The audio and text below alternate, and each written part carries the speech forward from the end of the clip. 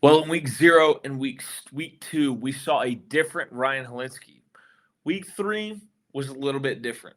Which Ryan Hilinski is the guy that we should expect the rest of the year? You are Locked On Northwestern, your daily podcast on the Northwestern Wildcats, part of the Locked On Podcast Network, your team every day.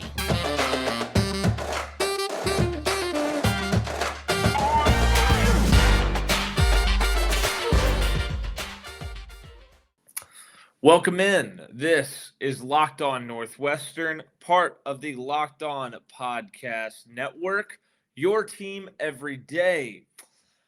Thank you for making Locked On Northwestern your first listen every day. We're available wherever you get podcasts, Apple Podcasts, Spotify, wherever. We're available on YouTube as well. Just search Locked On Northwestern. Make sure you subscribe, turn on notifications. You don't want to miss any episodes. We're putting out daily episodes every day. And make sure that you comment, leave a review. We'd love to get some feedback, interact with you, do all that good stuff. I'd also like to thank LinkedIn Jobs for being the official college football recruiting sponsor for this podcast across the Locked On Podcast Network. LinkedIn Jobs helps you find the candidates you want to talk to faster. Post your job for free at linkedin.com/LockedOnCollege. Terms and conditions apply. All right, so as I said in the intro, we're going to talk about Ryan Hilinski because Ryan Hilinski's had what can best be described as a puzzling start to the season. I don't think expectations were that high coming into this year for Ryan Hilinski. I don't think they were for the quarterback position as a whole. I think they expected to be better than last year, but I don't think that they were expected to be great. Well, the first 2 weeks, you saw the best Ryan Hilinski that we've seen at any point during his career, whether it be at South Carolina or at Northwestern. Best of his career. He was calm, he was cool, he was collected, he was on time and on target. He was comfortable and relaxed in the pocket, and it was apparent. He looked like somebody who had matured into the position, knew the offense. First time having an offensive coordinator for consecutive seasons in his career, going into now his 4th season. And you saw him back there. He was going through his progression. He trusted his offensive line. Everything was going great, and it showed up in the stats. Week 0 against Nebraska, he's 27 of 38, 71.1% completion percentage, 314 yards passing, 2 touchdowns, no interceptions. Goes on to win Big Ten Co-Offensive Player of the Week. Had a 78.3 Pro Football Focus grade, which is pretty solid. 77.7 passing grade that game. He was 11.63 yards per completion and 8.26 yards per attempt. Pretty solid out the gate. Really, really good performance. 70% completion percentage, 2 touchdowns, no picks, over 300 yards. You can't ask for anything more from him. It was by far his best game in his career to that point. The following 2 weeks later against Duke in week 2, he was 36 of 60 with a 60% completion percentage, 2 touchdowns, 1 interception. He's 12.08 yards per completion and 7.25 yards per attempt. So, the 400 yards jump out. When you throw the ball 60 times, you're going to have an interception. But through those 2 weeks, he's 63 of 98 for a 64.3% completion percentage, 749 yards, 4 touchdowns, 1 pick, 11.89 yards per completion, and 7.64 yards per attempt. You'll take that, especially for a guy who threw 3 touchdowns and 4 picks last year. Well, now, at that point, through 2 weeks, 4 touchdowns, 1 pick. He's showing growth right there, right off the bat. And then you get to week 3, which is the most puzzling thing, because week 0 and week 2 were against Power 5 teams. And then you go play FCS Southern Illinois, a defense that had surrendered, 380 passing yards a game coming in? And Hilinski is 27 of 43, 62.8% completion percentage. That doesn't raise any alarms right there. But just 213 passing yards, 1 touchdown, 2 interceptions, did have a rushing touchdown, 7.89 yards per completion, 4.95 yards per attempt. So you quit pushing the ball down the field. And I think the reason why is because of the way that Ryan Hilinski started in this game. Ryan Hilinski opened this game 6 of 15 with 62 yards. Did not have a touchdown to that point. He threw 2 interceptions as well. So he was not playing good football. He looked rattled. He looked uncomfortable. And I was curious the more that I dove into it, and we're going to get into it in a second.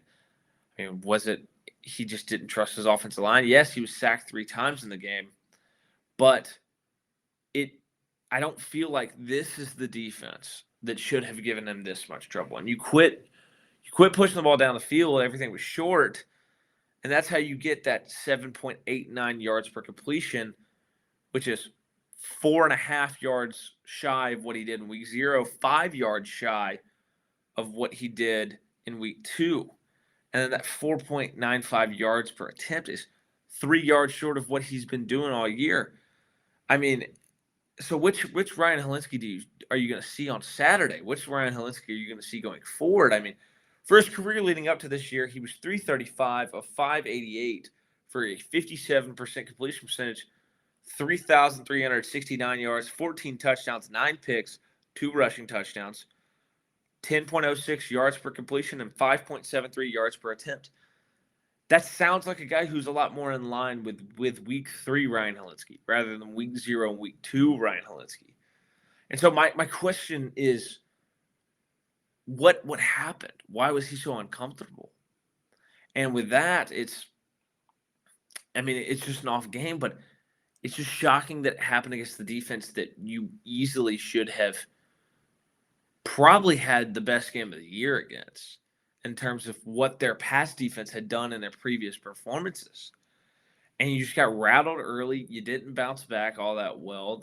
They changed the philosophy. They started testing the defense deep less and less.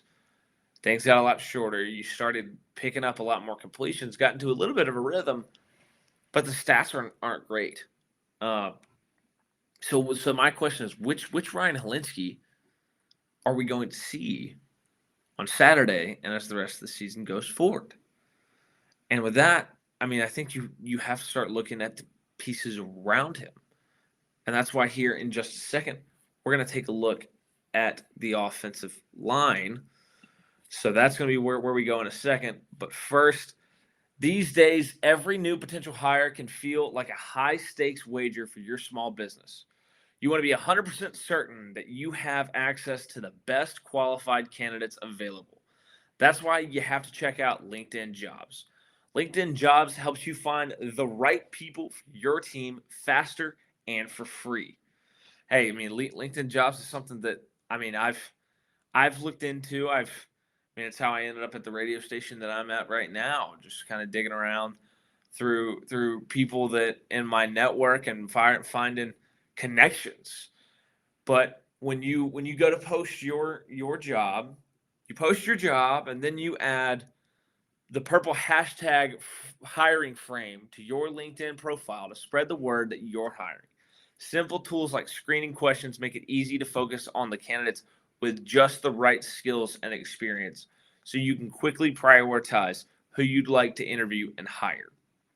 It's why small businesses rate LinkedIn Jobs #1 in delivering quality hires versus leading competitors. LinkedIn Jobs helps you find the quality candidates you want to talk to faster. Post your job for free at linkedin.com/lockedoncollege.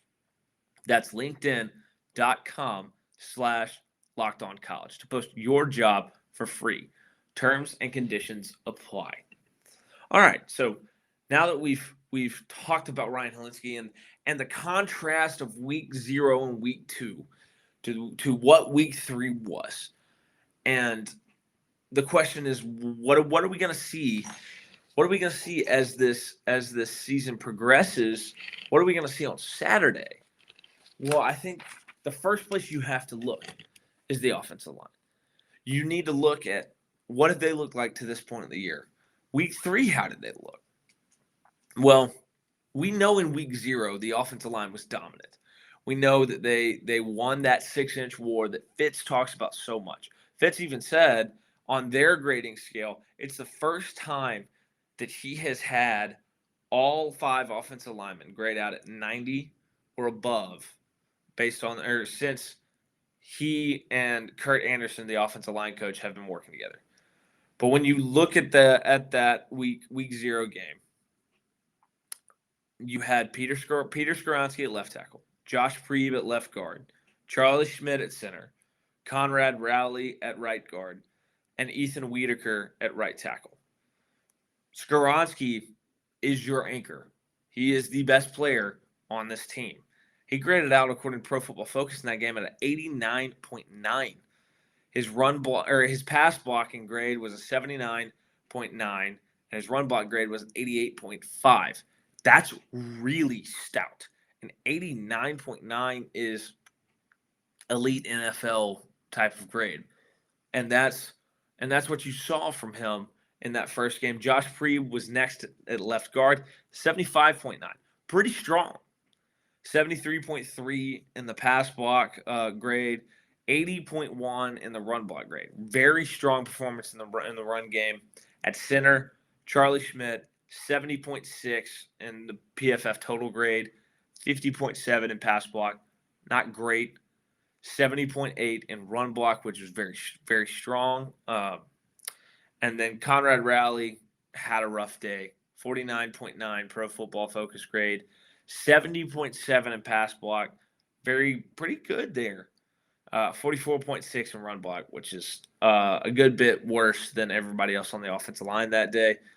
Ethan Wiedeker, 67.1 Pro Football Focus grade, 65.5 pass block grade, and a 65.1 run block grade. Your extra offensive lineman, Vincent Bicazzi, 43.1 grade, 67.9 pass block, and 44.1 run block. On the whole, the group graded out well in week 0, especially Skoronski. He was unbelievable. You had Conrad Rowley have his struggles. Well, let's move on to week 2 because Hilinski was super comfortable behind that offensive line in week 0. Felt like he had all day to throw, very comfortable, no issues at all. Well, let's go look at week 2. Week 2 against Duke, Peter Skoronski comes down to earth a hair. 70.3 grade overall. 92 pass block grade, though. So he went from a 79.9 to a 92 in the pass block, 55.3 run block. So he had a rough day run blocking. Josh Priebe next to him, 66.6 Pro Football Focus grade, 76.1 pass block grade, 63.4 run block grade. Solid. Nothing too crazy about that. Charlie Schmidt, 61.7 Pro Football Focus grade, 63.1 pass block grade, and a 59.7 run block grade. Not great. You like it to be a little higher. The right side of the offensive line had some troubles, though. You had Conrad Rowley, 57.2 grade, 49.1 pass block grade, 62.2 run block grade. Ethan Wiedeker, 51.6 grade. Pass block was a 47.6, and run block was a 52.4. Bicazzi, that extra offensive lineman, 61.6 grade, 64.8 pass block grade, and a 60 flat run block grade. Also, Ben Rather got in on the action some. 61.3 grade, 76.2 pass block grade, and a 59.9 run block grade. When you look at it, the offensive line was not – the offense was good, and the offensive line was not an issue. Skoronski, Priebe, Schmidt, Bicazzi, and Rather were grades 3 through 7 for this Northwestern offense out of 23 total grades. So they graded out well above average, well above in the top third of all of the grades on the Northwestern offense in week 2. Okay. So right there, you know that week 1, they were really good. Week 2, they were solid. And Hilinski was was good behind these offensive lines in both performances. They really were pretty strong at pass block in that week 2 game. They were strong in week 0, very strong in week 2 in pass block. Well, we get to week 3. Week 3, shake up on the offensive line. Peter Skoronski at left tackle, Josh Priebe at left guard, Charlie Schmidt at center. The same there. Ethan Wiedeker slides in to right guard. Caleb Tiernan makes his first real appearance of the season out at right tackle. So when you look at these grades, Skoronski, 90.3, through the roof. Pass block of an 88.3, really, really stout. Run block of 86.7. Josh Priebe, 67.5 PFF grade, 69.5 pass block, and a 70.6 run block. Pretty strong out of him. Pretty strong. Charlie Schmidt had his best overall game of the year, 75.3 PFF grade, 65.6 pass block grade, and a 74 run block grade. At right tackle, we're going to slide out to Tiernan first. 78.2 grade in his first start of the season, 78.2 overall, 82.9 pass block grade. So really stout. You had 2 tackles over 80% or 80 on the grade. 72.6 run block grade, pretty strong there too. Wiedeker had his struggles, 59.1 overall grade, 67.6 pass block grade. So pass block wasn't the issue, 59.9 run block grade. Skoronski, Tiernan, Schmidt, and Priebe were numbers 1, 2, 3, and 5 on the team in PFF grades, especially or on offense. So stout performance there. And when you look at this group as a whole, Peter Skoronski is the number 1 graded tackle in the country, according to Pro Football Focus, with a 90.4 overall grade, 92.5 pass block grade, and an 84 run block grade. Caleb Tiernan, your new right tackle, he's the number 32 tackle. He has a 78.2 grade, an 82.9 pass block grade, and a 72.6 run block grade on the season. And then finally, Wiedeker, who's listed at a right tackle, but looks like he's gonna be playing right guard. He's number 318 tackle, number 58.6 grade, 56.5 pass block grade, and a 59.3 run block grade. I do think sliding him inside is going to help his pass block grade go up. I think being in between Charlie Schmidt and Tiernan, 2 guys who are playing good ball right now, that's going to be helpful. When you look at the rest of the offensive line, Josh Priebe, number 44 guard, 73.6 grade. He had 75.6 pass block grade and a 76.8 run block grade at left guard. Pretty strong so far. That you'll take that every day of the week. And then Charlie Schmidt at center, 72.3 grade, 60.9 pass block grade, and a 72.6 run block grade. So you seem to have found your group. You have Skoronski at left tackle, who's the number 1 tackle in college football, according to these grades. Number 2 offensive lineman overall behind Osiris Torres at Florida, who plays offensive guard, so doesn't even play tackle. Josh Priebe, number 44 guard at left guard. You'll take that. I mean, anybody who's that high, you will take him on your offensive line. You have Charlie Schmidt at center, number 33 center. Ethan Wiedeker, number 318 tackle, but he's playing right guard now. I want to see how those numbers adjust with his new role. And then Caleb Tiernan, number 32 tackle at right tackle. So that's a stout group. That's a group that has played well this year. So, I mean, I think it's impressive what they have done to this point. And there should be, especially when you look at those pass block grades against Southern Illinois, they were 88.3, 69.5, 65.6, 67.6, and 82.9. That's the best wall-to-wall pass block grade that Ryan Hilinski's had all year. So I'm confused why he was so rattled against Southern Illinois, and it may just be an off day. And I'm going to chalk it up to an off day there. But we're going to talk about here in a second some other things that he needs to do to help get in a rhythm, help ease the stresses of being the starting quarterback. So that's coming up here in just a second. But first, let me tell you about our friends at BetOnline. BetOnline is your number one source for all your pro and college football betting needs and sports info this season. Find all the latest football league developments, game matchups, news, and podcasts, including this week's games. BetOnline is also your continued source for all your sports wagering information, including live betting, esports, and scores. The fastest and easiest way to check in on all your favorite sports and events, including MLB, MMA, boxing, and golf. Head to the website today or use your mobile device to learn more about trends and action. BetOnline, where the game starts.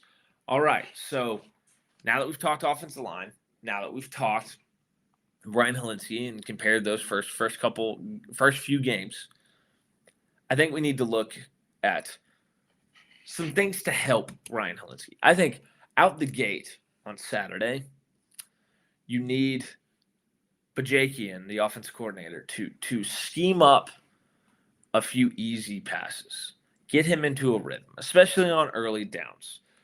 You hear Trent Dilfer, if you ever listen to Trent Dilfer talk, good offensive coordinators and good play callers and offensive schemers, they will start a game with their quarterback basically with 8 to 12 freebies just in their pocket that they're going to call at some point over the course of the game to help their quarterback feel like they're in a rhythm. I believe it's Troy Aikman. Trent Dilfer did a recent interview, I forget with who, where he said Troy Aikman, all he needed to do out the gate was hit a 5-yard hitch, and he felt like he was, quote, a legend in his own mind. Do something like that for Ryan Hilinski on Saturday. Have him make a couple completions. Have him get in a rhythm. Have him feel good out the gate. And then from there, get the ball into the hands of your playmakers. And that starts with Evan Hull, the running back. He's a superstar. He's the MVP of this team, and I'm not sure it's that close. Well, he and Peter Skoronski. I mean, 64 rushes, 308 yards, 3 touchdowns for a 4.8-yard average, 27 receptions, 301 yards, 1 touchdown for 11.1-yard average. So that's 91 total touches for 609 yards, 4 touchdowns. He's getting 6.7 yards a touch. He's getting 203 scrimmage yards a game, 100.3 of that coming in the receiving game, 102.7 of that coming on in the running game. Get the ball in his hands. He caught 14 passes 2 weeks ago against Duke. Use him out of the backfield. Use him in the screen game. Find ways to get Evan Hull the ball in space. He makes positive things happen 99% of the time. I know he has a fumble each of the last 2 weeks. I'm not going to blame the Duke one on him because he put the team on his daggum back. With him, Cam Porter, the other running back. I think he started to show you some positive things last week. I thought he ran very hard. He's a veteran guy. 41 rushes this year, 147 yards, a touchdown, 3.6-yard average, which you would love for that to be higher. 2 receptions, 8 yards, no touchdowns, 4-yard average. So 43 touches, 155 yards, 1 touchdown for a 3.6-yard average. I mean, he's a talented guy. He's one of the better backups probably in the Big Ten.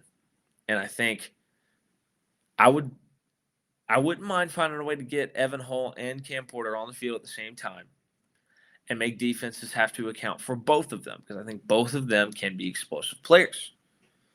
With that in mind, let's look at pass catchers, true pass catchers, not Evan Hull. I know he's the leading receiver on this team, but Malik Washington, the number 1 wide receiver, slot guy, number 2 leading receiver on the team behind Evan Hull. 19 receptions, 224 yards, 1 touchdown, 11.8-yard average. I mean, honestly, a guy like that, I say it about other teams when I look at certain guys' skill sets. I want him to run the Julian Edelman little just juke route like 15, 20 times a game and catch 7, 8, 9, 10, 12 balls a game and just dice people up that way. Make it easy on your quarterback. Just get open. Thomas Gordon at tight end. Somebody who's emerged, fought through injury over the course of his career. Phenomenal hands. A couple one-handed catches was it last week or it may have been 2 weeks ago? I think it was 2 weeks ago. Guy who looks like he's becoming a legitimate threat. And he's got 9 receptions for 135 yards, no touchdowns, 15-yard average, though. I mean, he's somebody, along with Marshall Ling. You got to get these tight ends involved because they're showing that they have a receiving skill set, and with their size, they can be red zone threats. And with the hands that Thomas Gordon is showing you, let him go get the ball. Let him use those hands. Next up, Donnie Navarro. I think he's your number 2 receiver. 11 receptions, 75 yards, 2 touchdowns, 6.8-yard average. Guy who's got plenty of experience. At Valpo, at Illinois, has caught plenty of balls in college. Rely on your veteran guys. Rely on your veteran guys to make plays for you. And I think Donnie needs to be somebody who gets more involved. He needs more than 75 yards through 3 games. He needs more than 25 yards a game. Get him involved. Use him with Malik Washington on Saturday. Use him with these 2 backs. Use him with these tight ends. And get the ball in the hands of your playmakers. Right now on offense, those are your playmakers. So Ryan Hilinski's had 2 really good games. He's had one kind of sketchy game as well against a bad team. The 2 good games came against a lot better teams, Power 5 teams. He has the offensive line, and it looks like they figured it out. I'll keep an eye on it more going into Saturday, but it looks like they figured out the offensive line. The last thing is figuring out what playmakers to have on the field for them, how to get the ball in their hands, how to get Ryan Hilinski in a rhythm right off the bat, how to start faster. Because that's been the issue when this offense gets down. This team gets down, and then they have to dig their way out of it. And for once, they need to get out front and stay out front and control a game. It's the best thing that could happen for Ryan Hilinski. It's probably going to do it for today. Thank you for listening. And thank you for making Locked On Northwestern your number 1 listen every day for anything and everything Northwestern. We are available wherever you get podcasts, Apple Podcasts, Spotify, wherever. You can find us. We're on YouTube. Just search Locked On Northwestern. Turn on notifications. Subscribe. Leave us a comment, a review. We want to get your feedback. We want to interact with you. We want to talk about this team. But yeah, appreciate it. I'm Carter Bird. I'm your host. You can follow me on Twitter and Instagram at CarterBird13. And the other thing you need to do is you need to make sure you know what your team is up against across the Big Ten with Locked On Big Ten. Every day, host Nate Dickinson and the local experts of Locked On take you across the Big Ten in 30 minutes. Make Locked On Big Ten your second listen. Locked On Big Ten. That's going to do it for today. Tomorrow, we're going to start to dig into this upcoming game against Miami.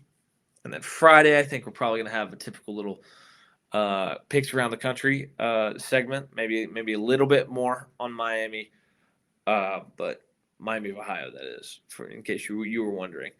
But yeah, I think that's going to be the plan. And see you next time.